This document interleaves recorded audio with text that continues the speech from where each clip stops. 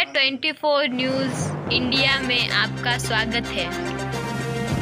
आमेर टिक्कर गांव में आज आंगनबाड़ी केंद्र में कोरोना वैक्सीन की दूसरी डोज लगाई गई।